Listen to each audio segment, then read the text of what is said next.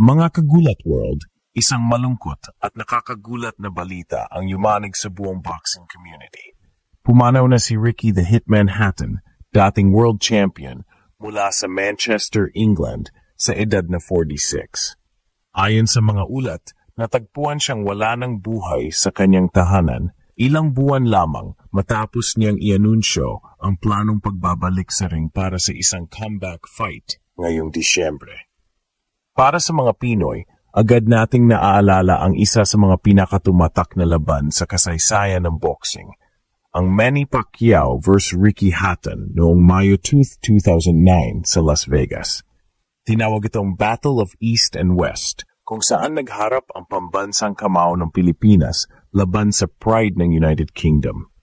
Sa unang round pa lang, bumagsak na 2 beses si Hatton matapos ang matitinding kombinasyon ni Pacquiao. Pero ang pinakatumatak ay ang second round knockout, isang napakalinis na kaliwang hook mula kay Pacquiao na nagpahiga kay Hatton sa lona at tinawag pa ng mga komentaryo bilang isa sa pinaka-dramatic knockout sa boxing history.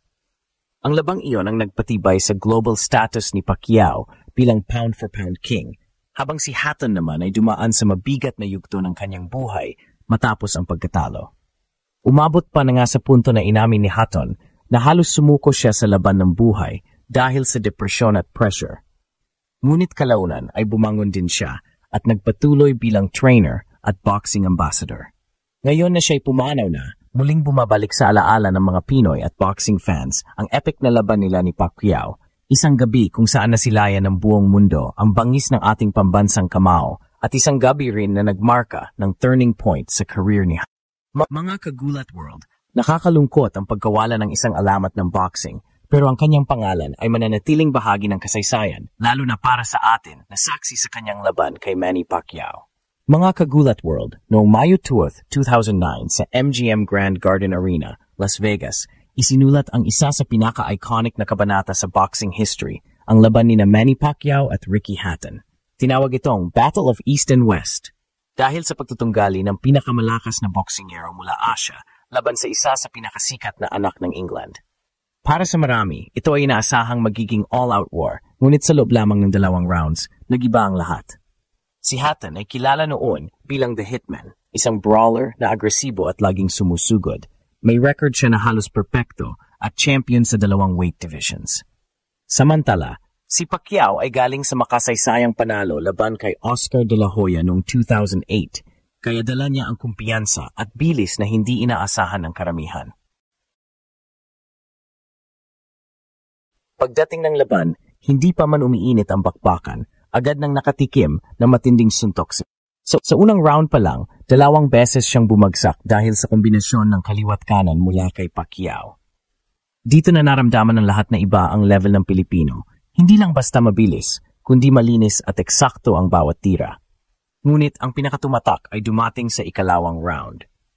Sa huling segundo, habang umaatake si Hatton, sinalubong siya ng isang matinding kaliwa mula kay Pacquiao, isang perfect left hook na tumama sa panga.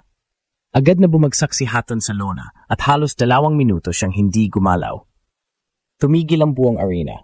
Hindi lang iyon simpleng knockout, iyon ay isang highlight na ulit-ulitin ng boxing fans sa loob ng maraming taon. Para kay Pacquiao, ang laban na iyon ang nagpirmi sa kanyang pangalan bilang pound-for-pound king. Mula featherweight hanggang light welterweight, pinakita niyang kaya niyang dominahin kahit sino. Ang knockout kay Hatton ay naging simbolo ng kanyang prime years, bilis, lakas at killer instinct.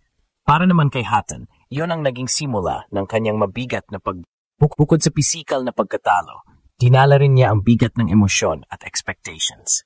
Umamin si Hatton sa mga panayam na halos masira siya sa depresyon matapos ang knockout na iyon. Nawalan siya ng kumpiyansa at dumaan sa personal struggles, kabilang ang pagharap sa substance abuse. Ngunit sa kabila ng lahat, pinanatili ni Hatton ang respeto ng boxing fans. Kilala siya bilang mandirigma na hindi umaatras at kahit sa pagkatalo, dala niya ang tapang na hinangaan ng marami. Sa huli, nagbalik siya sa boxing bilang trainer at mentor, tumutulong sa mga bagong henerasyon ng fight.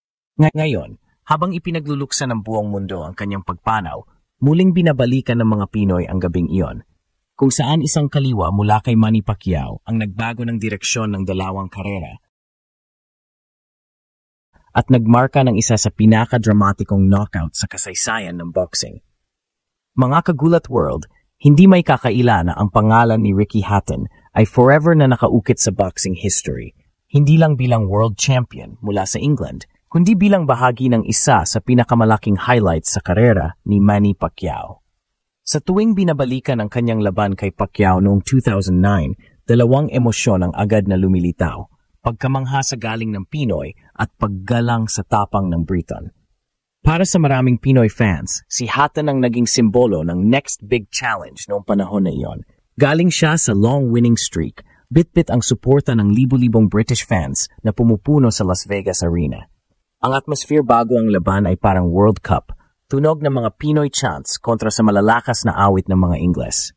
Ngunit matapos ang laban, nagbago ang lahat. Ang knockout na iyon ay hindi lang tagumpay ni Pacquiao, kundi tagumpay din ng bansang Pilipinas. Subalit sa kabilang panig, para kay Hatton at sa kanyang mga tagahanga, iyon ay isang sugat na mahirap gamutin. Maraming British fans ang umiyak sa gabing iyon dahil nakita nila ang kanilang idol na nakahandusay, halos walang. Pero kahit ganoon, hindi nawala ang respeto nila kay Pacquiao. Sa halip, mas lalo nilang kinilala na ang Pinoy champion ay tunay na one of the greatest. Ang kagandahan sa boxing, kagulat world, ay hindi lang tungkol sa panalo o talo. Ito ay tungkol sa legacy. At kahit bumagsak si Hatton sa knockout na iyon, hindi mabubura ang kanyang naiambag sa sport. Siya ang nagdala ng boxing fever sa England noong early 2000s. Pinuno niya ang mga stadium sa Manchester at naging inspirasyon ng maraming kabataan na pumasok sa ring.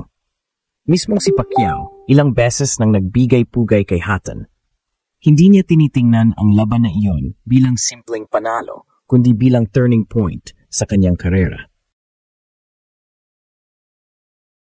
Sa mga panayam, sinabi ni Manny ng respeto niya kay Hatton dahil hindi ito natakot humarap kahit alam niyang malakas ang kalaban. Para kay Pacquiao, si Hatton ay tunay na warrior. Ngayon na pumanaw na si Ricky Hatton, muling bumabalik ang alaala ng gabi. Sa Pilipinas, maraming fans ang nag-post ng highlights ng knockout, pero kasabay nito ay ang pagbuhos ng respeto at dasal para sa kanyang pamilya. Ang knockout na iyon ay naging bahagi ng kasaysayan, pero higit pa roon, si Hatton ay mananatiling paboritong kalaban na nagbigay daan para makita natin ang pinakamagandang bersyon ni Manny Pacquiao. Kung tutuusin, hindi magiging kasingkinang ang karera ni Pacquiao kung wala ang laban kay Hatton. At hindi rin makakalimutan ng mundo si Ricky Hatton dahil siya ang naging bahagi ng isang instant classic, isang laban na hanggang ngayon ay pinag-uusapan at lalo pang tatatak ngayon na siya ay namaalam na